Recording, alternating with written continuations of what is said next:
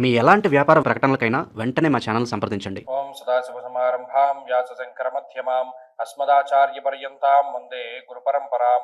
జ్యోతిషాస్త్రాన్ని భావితరాల వారికి ప్రసాదించిన ఋషుల యొక్క పాదపద్మానికి నమస్కారం చేసుకుంటూ, అలాగే నాకు ఈ జ్యోతిష విద్యను నేర్పిన గురువర్యులు జ్యోతిష బ్రహ్మ కీర్తిశేషులు శ్రీ ఏరంకి సూర్యనారాయణమూర్తి గారు, సూర్యశ్రీ దవజ్ఞ గారి యొక్క పాదపద్మాలకు నమస్కారం చేసుకుంటూ, ఓం శ్రీ మహాగణాధిపతి నమః, శ్రీ గురుభ్యో నమః, హరి ఓం. వీక్షకులందరికీ నమస్కారం. నవంబర్ నెల 23వ తారీఖు లగాయితూ నవంబర్ 29వ తారీఖు వరకు ఉండేటువంటి గ్రహగతుల ఆధారంగా ద్వాదశ రాసుల వారికి ఈ వారం ఏ విధమైనటువంటి శుభాశుభ ఫలితాలు కలగబోతున్నాయో ఈ కార్యక్రమం ద్వారా తెలుసుకుందాం. అందులో భాగంగా ఈ వారం ఉండేటువంటి గ్రహగతులను గమనిద్దాం. ఈ వారంలో కర్కాటక రాశి యందు గురువు సంచారం చేస్తూ ఉన్నారు. సింహరాశి యందు కేతువు, తులారాశి యందు బుధుడు, అలాగే వృశ్చిక రాశి యందు కుజ, రవి, శుక్రగ్రహాలు, అలాగే కుంభరాశి యందు రాహువు, మీనమందు శనేశ్వరుని యొక్క వక్రగతి. ఈ శనేశ్వరుని యొక్క వక్రగతి కూడా ఈ 28వ తారీఖు తోటి పూర్తి అవుతూ ఉన్నది.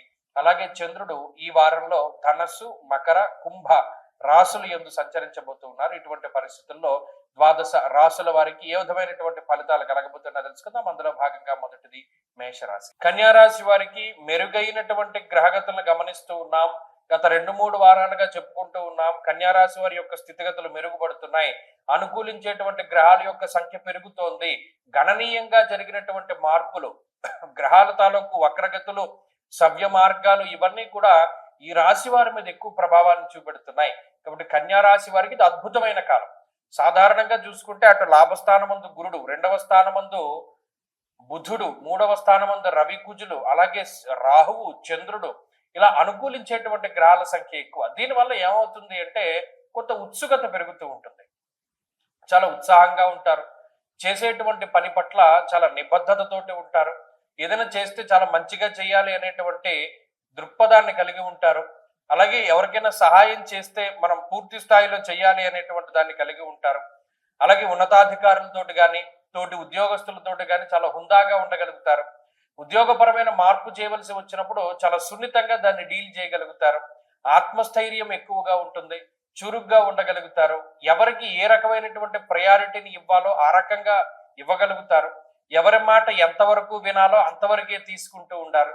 అలాగే నిద్ర లేవడం, పడుకోవడం వరకు ప్రణాళికాబద్ధమైనటువంటి జీవనాన్ని గడపగలుగుతారు. చాలా ఆనందదాయకమైన వాతావరణం ఉంటుంది. శుభ కార్యక్రమాల్లో పాల్గొనడము, శుభ కార్యక్రమాలను జరిపించడం లాంటి అంశాలు, అలాగే బాధ్యతాయుతమైనటువంటి ప్రవర్తన ఉంటుంది. గతంలో తీసుకున్న నిర్ణయాలకి ఇప్పుడు ఆచరించేటువంటి విధానాలకి చాలా వ్యత్యాసం ఉంటుంది. ఇలా ఉన్నతమైనటువంటి స్థితిలోనే కన్యారాశి వారిని మనం చూడవచ్చును. అటు ఆర్థికంగా, ఆరోగ్యపరంగా, కుటుంబ పరంగా ఈ రాశి వారి యొక్క గ్రహగతులు చాలా మెరుగ్గా ఉన్నాయి. వీరు ఈ వారంలో మంచి ఫలితాలను కూడా సాధిస్తారు. విద్యారంగంలోనూ, ఉద్యోగ పరంగాను, పోటీ పరీక్షల్లోనూ కూడా చాలా మంచి విజయాలను సాధించడానికి అవకాశం ఉంటుంది ఈ రాశి వారికి. ఈ రాశి వారి వారంలో మరింత అనుకూలమైనటువంటి ఫలితాలను సాధించడానికై ఎక్కువగా ఈ రాశి వారు పరమేశ్వరుని యొక్క ఆరాధన చేస్తూ ఉండడం. నిజానికి సప్తమంలో శని వక్రగతిని వదిలి రుజుమార్గంలోకి వెళుతూ ఉన్నప్పుడు దేశాంతర వాసం చేయడానికి కూడా అవకాశం ఉంటుంది. కాబట్టి అటువంటి పరిస్థితుల కోసమై రుద్ర కవచాన్ని పారాయణం చేయడం చెప్పదగినటువంటి సూచన. ఈ వారంలో కలిసి వచ్చేటువంటి రోజు మంగళవారంగా చెప్పవచ్చును. అదృష్ట సంఖ్య 2, అదృష్ట వర్ణము ఎరుపు.